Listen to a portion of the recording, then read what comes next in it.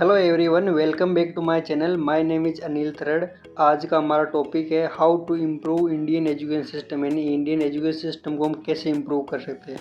तो इसमें ये सब भी जानेंगे। इसके अलावा ये जो टॉपिक मैंने लिया है न्यूज़पेपर से लिया है, ताकि हम जो इंग्लिश को भी लर्न कर सकें जस्ट रीडिंग के through.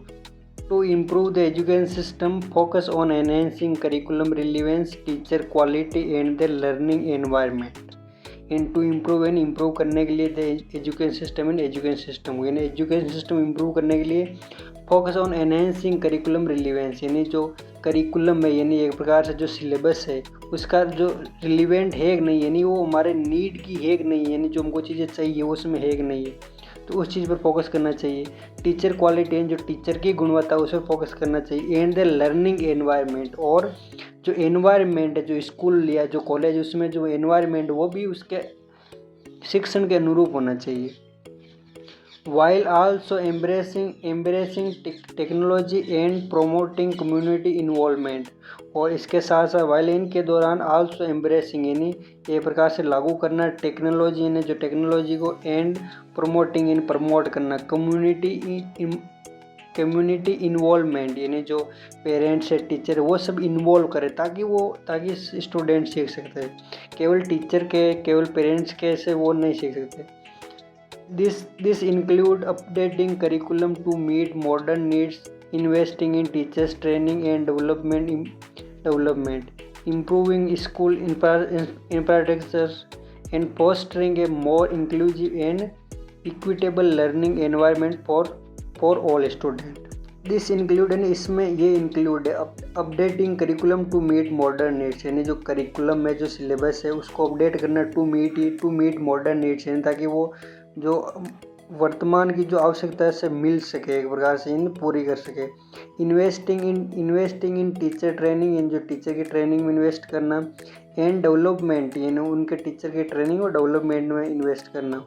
Improving school infrastructure and fostering, यानी जो स्कूल का इंफ्रास्ट्रक्चर है, यानी एक प्रकार से जो स्कूल का जो जो मान लो टेबल है, कुर्सी है, बोर्ड है, वो सब। And fostering A more inclusive and equitable learning environment, और फोस्टरिंग में होता है एनकरेज करना, यानी बढ़ावा देना। ए मोर इंक्लूसिव मीन होता है जो हमारे लिए हेल्पफुल हो। एंड इक्विटेबल मीन न्याय संगत, यानी जो कानून के अनुरूप भी हो। Learning environment for all student, यानी सारे स्टूडेंट के लिए ऐसा माहौल होना चाहिए। अब जो ये तो चीज़ें एक प्रकार से ब्रीफ में बताएगी। अब सारे जो टॉपिक उनको वन बाय वन करके बताया गया है। Here is a more detail look at की एरियाज फॉर इम्प्रूवमेंट, यानी कहाँ हम इम्प्रूवमेंट कर सकते हैं उसके बारे में ये सब है। सो फर्स्ट है करिकुलम एंड लर्निंग, यानी जो हमारा करिकुलम है, यानी जो सिलेबस है, एंड लर्निंग यानी जो सीख है। सो इसमें फर्स्ट टॉपिक है रिलीवेंस एंड एंगेजमेंट, यानी जो करिकुलम का रिलीवेंस, यानी जो नीड उसकी वो हमारे अनुरूप है कि नहीं, हमारे नीड के अनुरूप। एंड एंगेजमेंट, यानी हम उसमें एंगेज हो पा रहे कि नहीं हो पा रहे।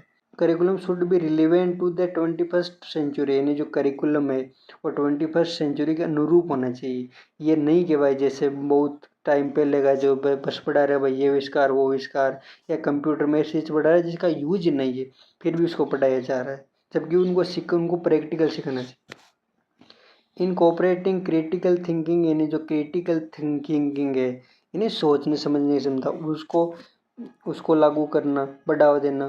प्रॉब्लम सॉल्विंग एंड क्रिएटिविटी, यानी जो क्रिटिकल थिंकिंग को, रचनात्मक जो सोच को, प्रॉब्लम सॉल्विंग एंड जो प्रॉब्लम सॉल्व कर सके वैसी सोच। एंड क्रिएटिविटी, यानी रचनात्मकता को बढ़ावा देने वाला जो करिकुलम उस पर फोकस करना चाहिए, उनको लागू करना चाहिए। सेकंड है प्रोजेक्ट बेस्ड लर्निंग, यानी जो कोई प्रोजेक्ट करके वो लर्निंग करना, यानी एक तो हम जैसे बुक से सीखते हैं, एक इसके बजाय कुछ हम करके सीखे, तो उस बारे में। Move beyond road memorisation bye implementing project based learning that encourage deeper understanding and application of knowledge, यानी इसका मतलब है कि जस्ट रोड मेमोराइजेशन का मतलब होता है भाई जो रट्टू पद्धति है ना, रट्टू तोता, वो पद्धति, उसके से हटकर हमको इम्प्लीमेंट करना चाहिए प्रोजेक्ट बेस्ड लर्निंग, यानी जो प्रोजेक्ट कोई काम करके सीखना। पैसिव लर्निंग दैट एनकरेज, जो कि हमको प्रोत्साहित करती है डीपर अंडरस्टैंडिंग, यानी गहरी जो समझ एंड एप्लीकेशन ऑफ नॉलेज, यानी जो नॉलेज हम सीख रहे हैं उसका यूज क्या है वो सब। डाइवर्स लर्निंग मेथड्स, यानी इसमें cater to different learning styles by incorporating various teaching methods and technologies, यानी जो अलग अलग प्रकार की जो लर्निंग स्टाइल है उसको लागू करना और एक ही मेथड पर बिलीव नहीं करना, अगर वो दूसरा मेथड है तो उसको भी लागू करके देखना। नेक्स्ट इज असेसमेंट रिफॉर्म, यानी जो जो असेसमेंट करते हैं, आकलन करते हैं, उसमें भी रिफॉर्म होना चाहिए। उसमें कैसा होना चाहिए, shift from a focus on grades to assessments that evaluate understanding, critical thinking and application of knowledge, यानी जो असेसमेंट है जस्ट भाई जो मार्क के अलावा भी जो जो क्रिटिकल थिंकिंग और जो एप्लीकेशन ऑफ नॉलेज, यानी कोई काम करे उसका यूज क्या है, उसके अनुसार वो चीज़ें होनी चाहिए।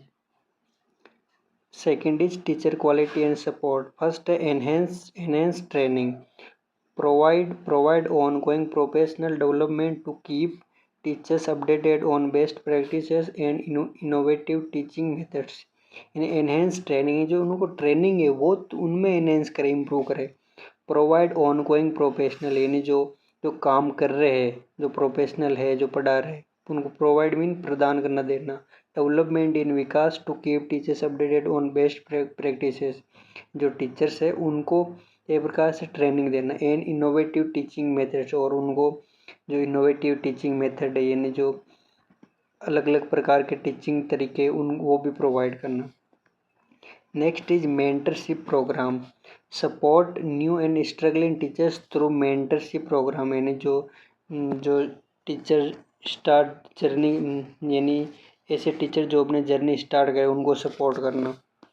Next competitive salaries, attract and remain qualified teachers by offering competitive salaries and benefits, यानी जो टीचर सही से वर्क कर रहे हैं उनको रिटेन करने, बनाए रखना, अट्रैक्ट इन आकर्षित करना। And retain qualified teachers by offering competitive salaries and benefit, यानी भाई कोई दूसरा दे रहा है उससे अच्छे दे, अगर वो सही से काम कर रहा है तो वो।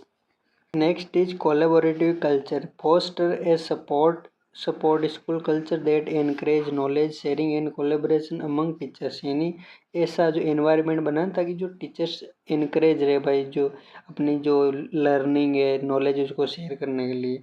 और कोलेबोरेशन का मतलब होता है एक प्रकार से जो उनमें सामंजस्य, अमंग मीन होता है उनके बीच। Third is learning environment, adequate infrastructure, invest in school infrastructure including sufficient individual space, यानी स्कूल का इंफ्रास्ट्रक्चर उसमें इन्वेस्ट करना, इंक्लूडिंग इसमें क्या क्या इंक्लूड है, जैसे सफिशिएंट इंडिविजुअल स्पेस, यानी प्रत्येक लिए पर्याप्त जगह, स्पेस में जगह, स्ट्रॉन्ग मटेरियल्स, यानी जो चीज़ें चाहिए वो पर्याप्त हो, ऐसे नहीं कि भाई स्कूल गिर जाए। क्लीन फैसिलिटीज एंड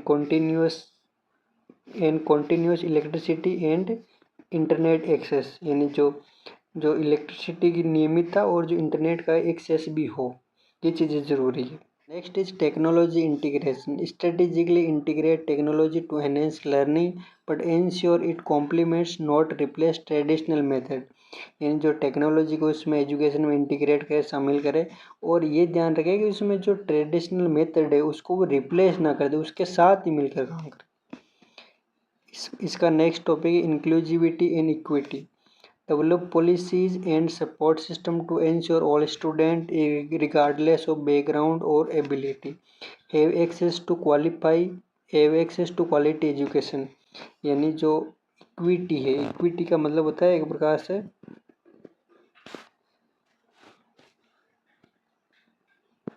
इंक्लूसिविटी का अर्थ करता है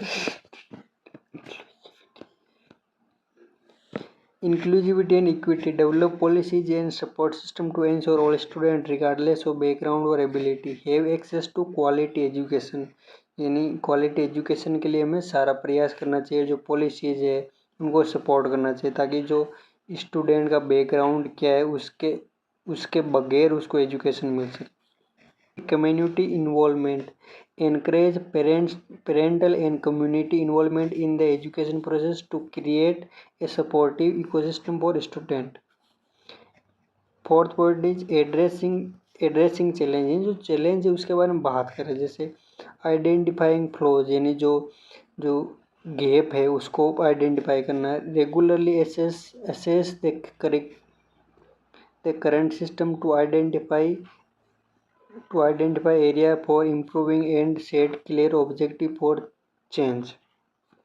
ये सिंपल सा मीनिंग ये है कि भाई जैसे कोई भी चीज़ पूर्ण नहीं होती, उसमें हमको असेसमेंट करते रहना चाहिए ताकि पता चले इसमें क्या गलती है, क्या हम इम्प्रूव कर सकते हैं।